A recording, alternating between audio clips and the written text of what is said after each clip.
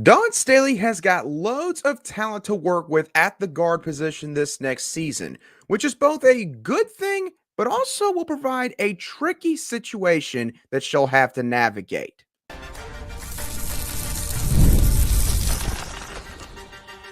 You are Locked On Gamecocks, your daily podcast on the South Carolina Gamecocks, part of the Locked On Podcast Network, your team every day. Hello, Gamecock Nation, and welcome back to the Locked On Gamecocks podcast. I'm Angeline, the host of this podcast, and also a staff writer for Gamecock Digest over on Fan Nation. Thank y'all so much for making the Locked On Gamecocks podcast your first listen or watch for your team here today. We are free and available both on YouTube and wherever you get your audio podcasts daily. Today's episode is brought to you by GameTime. Download the GameTime app, create an account, and use code LOCKEDONCollege for $20 off your first purchase. We got a lot to dive into on this Tuesday edition of Locked On Gamecocks. We're going to talk a little bit of portal recruiting later on in the show on the men's basketball front, as Lamont Paris could be looking back at a school that he plucked one of their best guards from this past offseason. We'll dive into that later on the show. And we'll also talk about a football prospect that South Carolina has targeted heavily this recruiting cycle that was supposed to announce a decision this past weekend, but wound up never doing so. Should Gamecock fans be nervous about that? We'll dive into that as well. But we're going to start off today's show with a topic that I don't think is being discussed a whole lot in the women's basketball realm for South Carolina, and that is the situation at the guard spot for this next season. Because Dawn Staley, she's going to have some tough decisions to make. And look, Dawn Staley is definitely not unfamiliar with those tough decisions. As somebody that is used to balancing, around a dozen McDonald All-Americans on her roster every single season, Dawn Staley, she understands what it's like to have to make tough calls regarding playing time for her players on her team. But this situation at the guard spot next year might be the toughest one, because if you ask me, when you look at the guard position, you got Raven Johnson, Te-Hina Paopao both coming back, the two stars from last year's championship team going into next season, and then you've got their two backups behind them in Tessa Johnson along with MiLaysia Fulwiley. In my opinion, and feel free to disagree with me on this, this is a rare instance where the ceiling or potential of the backups is greater than the ceiling and potential of the starters from last year's team. I think that if you ask me who are the more dynamic players out of that quartet right there, I'm going to be honest. I would say Tessa Johnson and MiLaysia Fulwiley. Now, does that mean that Te-Hina Paopao and Raven Johnson don't bring valuable qualities to this team? No, it does not.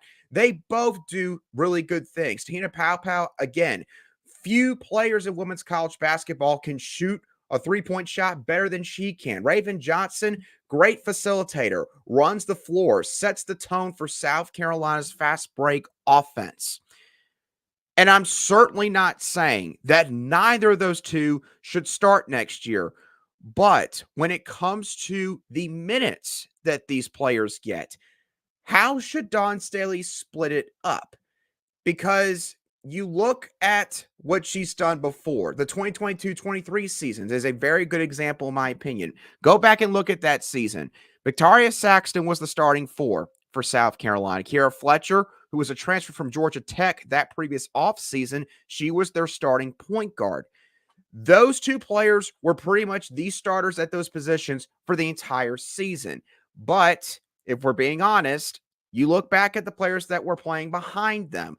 Letitia Mehier behind Victoria Saxton and a Raven Johnson at that point in time behind Kiera Fletcher. I think everybody would agree that those two players, obviously more talented, higher ceiling than the players that were in front of them. And Dawn Staley kind of wound up backing that notion based on the minutes that she gave those players. Victoria Saxton averaged 16 minutes per game that season. Letitia Mehier, her backup, averaged 15 minutes per game, just one less minute per game than Saxton. You look at Kiera Fletcher. She averaged 15 minutes per game that season.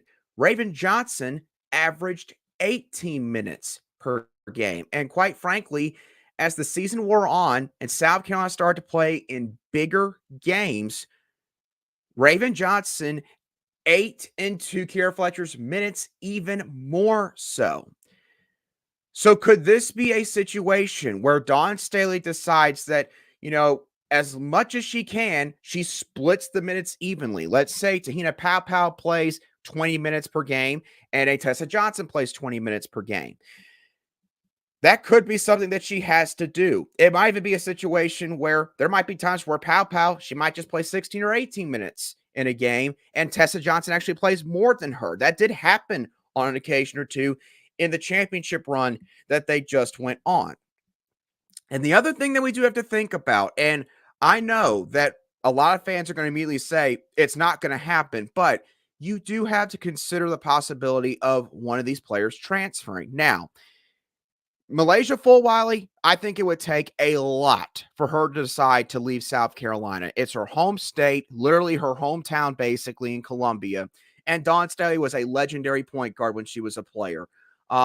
It would take a real fractured relationship, in my opinion, between those two for Fulwiley to ever consider leaving South Carolina, on top of the fact that very likely after this next year, Raven Johnson will have been her fourth year out of high school. She can leave for the WNBA, and Fulwiley would basically be given that spot the very next season. It would be her position.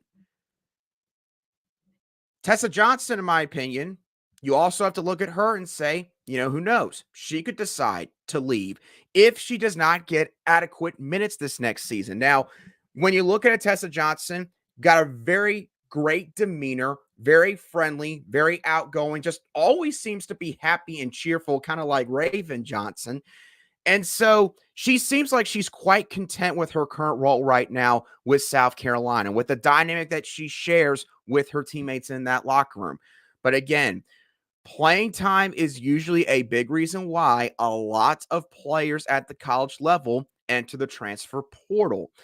And when you look at Te-Hina Paopao and compare that with Tessa Johnson in terms of their skill sets, I would say that Tessa has got a higher ceiling. She's maybe a little bit more well-rounded than a Te-Hina Paopao is. At the same time, if you're Dawn Staley, you have to be careful giving too much playing time to the two backups at that guard spot, because Raven Johnson, Te-Hina Paopao, look, they're both either fourth or fifth year players this next season. So they're basically trying to put a resume out there for WNBA teams to look at to see if they should draft them this next WNBA draft that takes place. And so you take away some of their minutes and give it to Tessa Johnson and MiLaysia Fulwiley, that is less opportunities for them to be able to do just that. And obviously, that's a big pitch that South Carolina has leaned on for several years: individual player development. So I want to make it clear, I'm not saying that Tessa Johnson, MiLaysia Fulwiley should start over Raven Johnson and or Te-Hina Paopao. Some people might actually argue that that should happen this next season. My whole point with this conversation is just to say it's not going to be easy for Dawn Staley to figure this one out. Again, she's been faced with this before under different circumstances, but the guard position, I would say this is the most talented the guard position has ever been at South Carolina. When you look at the starters that you have and the backups that are behind them. And again, it's a rare instance, in my opinion, where the backups are actually better than the starters in terms of the ceiling that they offer when they're on the floor. So it's going to be quite interesting to see how Dawn Staley chooses to handle that entire situation when this next season rolls around. Now, let's dive into some recruiting for the rest of today's show. And we're going to talk about a football prospect here in a minute that was supposed to commit this past Sunday, and it seemed like South Carolina was the favorite to land him. However, it's been quiet on this player's end, and fans are a little bit worried about what could be going on. So we're going to come back and dive into that situation and maybe the reasons why there has not been an announcement made in a couple of moments right here on Locked On Gamecocks.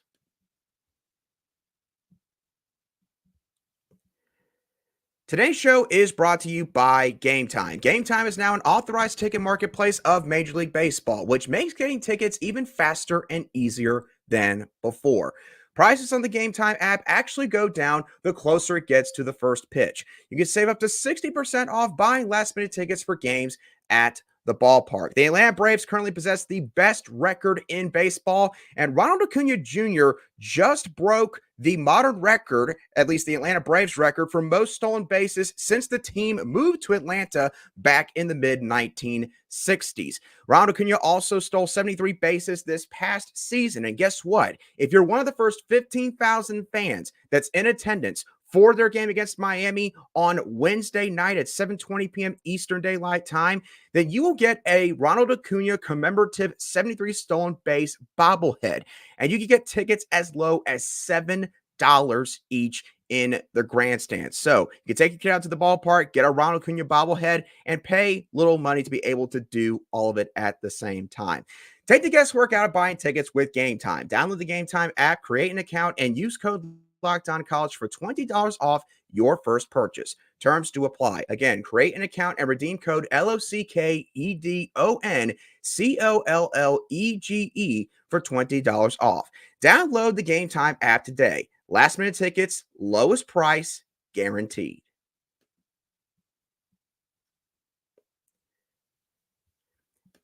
Today's show is also brought to you by FanDuel.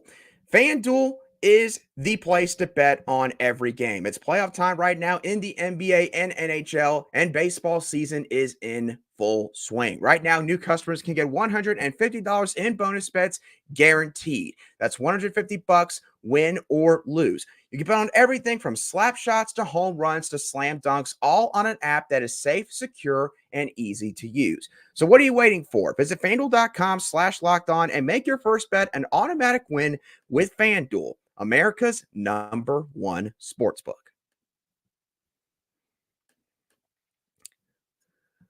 Welcome back to this Tuesday edition of the Locked On Gamecocks podcast, where we cover your South Carolina Gamecocks every single day. And as always, a big thank you to each and every one of you everydayers who make the Locked On Gamecocks podcast your first listen, wherever you get your audio podcast, Staley, or your first watch on YouTube. All right, let's talk about Kendall Daniels Jr. here real quick. Now, if you're wondering who is Kendall Daniels Jr.'s, well, okay, I just butchered the name. We're just going to roll with it, though. Kendall Daniels Jr., he was supposed to commit on Sunday afternoon. I believe he was supposed to be around 3 p.m. Eastern Daylight Time. South Carolina has been involved in this recruitment for a very long time now. Daniels Jr. is a safety prospect out of Maury High School in the state of Virginia. If that sounds familiar, it's because that's the alma mater of current Gamecock linebacker Fred J.R. Johnson. So South Carolina's already building a miniature pipeline there at Maury High School, and they were, again, the favorite for Kendall going into Sunday. However, Kendall did not ever make an announcement. And as a matter of fact, I don't think he's even made any sort of announcement or post on social media regarding why something has not been put out there quite yet. And so Gamecock fans, because they're used to this kind of stuff happening, in all honesty, they're starting to get a little bit worried and nervous. So I want to just walk through this situation real quick. First of all, I don't have any solid information on why this announcement has been delayed. And I don't want to try to speculate too much, but I do want to give some reasons as to why maybe this hasn't happened yet. One, simply put, maybe Kendall is wanting to have more family and friends there for his announcement. This has happened several times with many recruitments in the past, and it will continue to happen in the near future.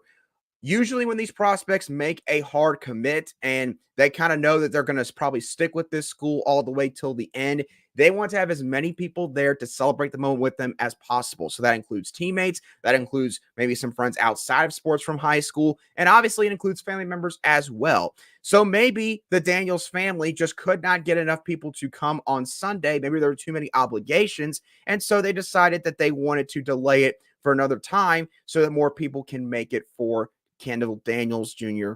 big moment. Now, there could also be some other things going on. Maybe, something has happened within the family. Maybe there was an emergency that popped up, and obviously we all hope that's not the case. And again, that's why I don't want to speculate too much on it, but things do happen. Life sometimes happens. And so obviously, if that did indeed take place, you could see why maybe Kendall would not want to talk about it publicly. So that's another reason why this announcement may have not taken place. One other thing I do want to bring up, and this one's going to sound maybe the most silly out of all of these reasons, but maybe Kendall Daniels Jr. is still waiting on a commitment video. Sometimes these prospects, heck, they don't actually want to do a full-fledged ceremony. They just want to get some sort of edit done, maybe a video to go with it, and then post all over social media, and then, obviously celebrate with their family and loved ones afterwards. And sometimes that can actually take a lot longer than one would imagine. There's a lot that goes into making those videos in terms of editing, the music choice, maybe copyright, all that good stuff. So Kendall might still be waiting on it. And again, it might be one of those cases where he doesn't want to say that that's the only reason that he hasn't made the announcement yet, and then have people kind of, for whatever reason, lambast him for that. So I think that Kendall, look, it's okay that he's not maybe living on social media and letting everyone know why he hasn't made an announcement yet. I kind of envy that in a way, to be honest with y'all. So my point here is this: South Carolina football fans, do not freak out. And don't go tweeting at the kid and asking him, why haven't you made some sort of announcement yet? Just hold out a little bit. I don't really think anybody seems to know right now what all is going on. I don't think any national guys have even made any public comments on it. So we'll see what happens in the very near future. Maybe Kendall just makes an announcement out of the blue today, tomorrow, 2 days after, or maybe it could be a couple weeks. Who knows? So just hold out for a little while longer. Again, I still like where South Carolina sits in that recruitment, but you never know why maybe these announcements get delayed. So that's the whole point of the reason why I wanted to bring all of that up. Now, we're going to continue talking about recruiting to end today's show, but we're going to switch it over to basketball. As Lamont Paris could be going back to the well for his starting point guard spot this next season. I'll talk about that situation in a few moments right here on Locked On Gamecocks.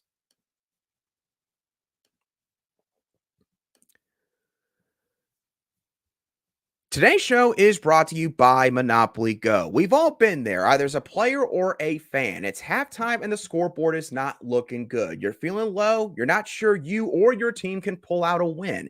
That's when you dig deep, lift your head up, and say to yourself, time to get back in the game, pull off some bank heists, and take as much of my friends' money as I possibly can. That's right. The smash hit mobile game Monopoly Go lets you compete with your friends to get the most riches and the biggest empire. It's the Monopoly you love, but on your phone, anytime, with tons of new twists, including leaderboards to compare your progress to your buddies. There's so much to do on the Monopoly Go app. You can play on countless dynamic Monopoly boards. You can make your friends bankrupt by smashing their landmarks with a wrecking ball.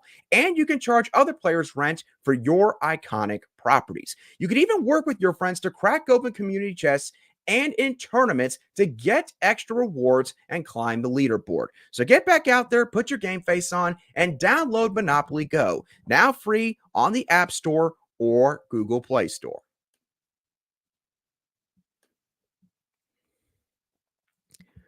Welcome back to today's edition of the Locked On Gamecocks podcast, where we cover your team every single day in just 30 minutes. Let's talk some portal recruiting for Lamont Paris and South Carolina's men's basketball program. As you all may recall, this past offseason, South Carolina, out of all the prospects they landed, one of them was Talon Cooper, who was the starting point guard for then the Minnesota Golden Gophers. Now, the reason why I bring that up is this. Minnesota's starting point guard from last year's team, Elijah Hawkins, he just entered the transfer portal on Monday. Why do I bring that up? Well, reports are coming out that out of all the schools that have contacted Hawkins since his entry into the portal, South Carolina is one of them. And here's the thing. His path so far through college, Hawkins' path that is, it is quite reminiscent to what Talon Cooper did up until this point as well. Both of these guys made the jump from the mid-major level to the Power 6 level at Minnesota in their second to last year of eligibility. And both of these guys are proven facilitators. Talon Cooper had an assist-to-turnover ratio of 2.42 seasons ago. This past season for the Gamecocks, his assist to turnover ratio was over 3, which is just absurd for the college ranks. Hawkins had an assist to turnover ratio of 2.7 this past season, which I believe ranked in the 30s overall in the entire country. And he averaged 7.5 assists per game, which ranked second nationally in all of Division I men's basketball. So the point here is Elijah Hawkins is a really, really smart floor general at the point guard spot. Now, the fit here would make a ton of sense because as we saw with Talon Cooper this past season, Lamont Paris is not necessarily looking for his point guards to be a major scoring threat. Is it an added bonus if he finds someone like that? Sure. I don't think he'd be against it. But Lamont, for the most part, he wants his point guard to be a savvy, crafty guy who knows where to go with the basketball, isn't going to put it in harm's way, can get the ball to go from point A to point B, basically, without there being a bunch of issues. That is the main thing he looks for at the point guard spot. Talon Cooper obviously fulfilled that this past season, and Hawkins would do, in my opinion, the same exact thing. And the thing is, he can also score and pitch in, I would say, when he wants to. He is a career 40, 38, 78 shooter, shooting 40% from the floor for his career, 38% from three, and 78% from the free throw line. So he is capable of putting points on the board, again, when he needs to. But when you look at the makeup of this team, I think that with guys like Kyle Murray Boyles and Cam Scott being on this roster for next season, again, you don't have to find a high-level scoring threat at the point guard spot. For Lamont, he can basically go the same route that he went down last year with Talon Cooper. Find a guy who is a proven facilitator, who has proven he can play at the Power 6 level, bring him in, and just kind of plug him on in right into that hole and let him fill out the requirements that you have at the point guard spot in your system. I think Elijah Hawkins could do that to a significant degree. Now, obviously, South Carolina's not the only team that's interested in Elijah Hawkins. I believe that Kentucky has reached out to him. I believe that teams like Georgia and Florida in the SEC have reached out to him as well. So it's going to be tough here. Hawkins is originally from Washington, D.C. That is one less advantage than they had with Talon Cooper last year, who obviously came from Roebuck, South Carolina, as far as his hometown goes. So they're going to have probably a tougher time landing Elijah, but they do have Talon Cooper who can reach out to him and basically say, hey, man, I came down here and sure, it's my home state, but we had a lot of fun here. Lamont Paris is a good coach. You're going to be put in great position to win games, go to the NCAA tournament, all that good stuff. So he does have a point of reference if he wants to reach out to a Talon Cooper, or if Cooper wants to reach out to Hawkins and try to get in his ear a little bit there. Now, admittedly, these guys were not teammates. They did not play together at the same time. Cooper was there 2 seasons ago. Hawkins was there only last year. I believe he transferred from Howard University to go to Minnesota. So that goes back to him jumping from the mid-major ranks to the Power 6. Point being here, with South Carolina still looking for 2 more scholarship players to fill out their roster, which probably means looking for a starting point guard and a starting center, keep an eye out on Minnesota guard Elijah Hawkins. Could very well be another Talon Cooper find for Lamont Paris in this transfer portal cycle. With that being said, that's going to do it for today's edition of the Locked On Gamecocks podcast. I hope that y'all thoroughly enjoyed today's show. As always, give me y'all's thoughts on the guard rotation for the women's basketball team next year. How do you think Dawn Staley should handle it? What are your thoughts on Kendall Daniels Jr. not committing this past weekend, and where South Carolina might stand with him? And also, what are your thoughts on Elijah Hawkins from Minnesota and how he could fill out that point guard role for Lamont Paris and the men's basketball team? Let me know your thoughts down below in the comment section if you watch today's show on YouTube, or you can shoot me a direct message on X at @aline_SC if you listen to today's show on an audio podcast app. As always, thank you so much for tuning in. Have a great rest of your Tuesday, and I'll be sure to catch y'all on the next show of the Locked On Gamecocks podcast.